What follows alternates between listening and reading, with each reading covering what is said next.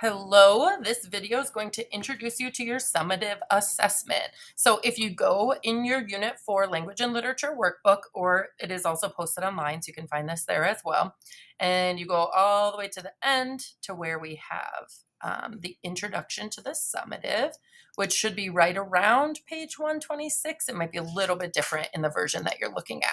So it says summative suspense story. So hi, Quayton. I'm recording a video. Say hi to all the families out there. Hi. All right, so for your summative suspense story, it says this past quarter, we have explored texts that examine how readers can be chilled to the bone and how authors can create suspense. To synthesize all of this learning that you have accomplished, you're going to be writing a narrative that results in the readers being on the edge of their seats. We will have a variety of checkpoints to make sure that you are staying on track and to have everything included that your narrative needs.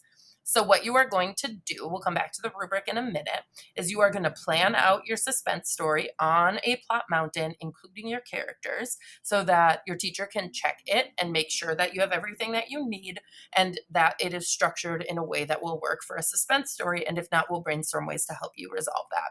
So you're going to fill out this project plan as your first step, then get the second box checked off by a teacher. Then you'll begin your first draft on Google Classroom, which has been, I think it'll show up on Wednesday. So it'll be linked on Google Classroom as well with a template. Then you will color code your suspense elements, which you see down here in the bottom right-hand corner.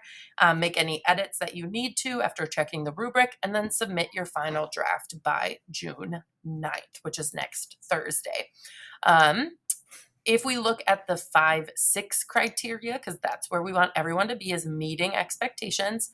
It says the story makes considerable and thoughtful use of ingredients of suspense, and they are color coded to match the key, which can be found in Google Classroom. Again, it'll show up on the second. The point of view is thoughtfully chosen and it is consistent and accurate. So for example, if you look up here, you have a couple options that you can choose for your suspense story. You can write a short story, which is by far the most common.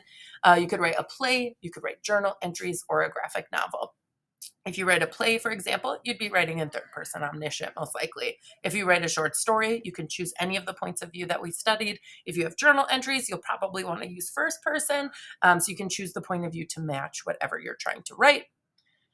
And the verb tense should be consistent throughout the story. The story should use correct formatting and is in paragraph form, so it shouldn't just be like a 3-page singular paragraph. And we'll talk about when to split up paragraphs if you're unsure. And the story correctly uses the organizational structure of a suspense story, which means that it should have pacing, a long rising action, a late climax, and an inference.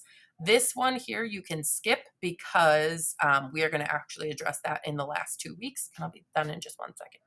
And if you want to go above and beyond, instead of this one, you want to add the steal characteristics, which we looked at right before we wrote the sequel to The Most Dangerous Game.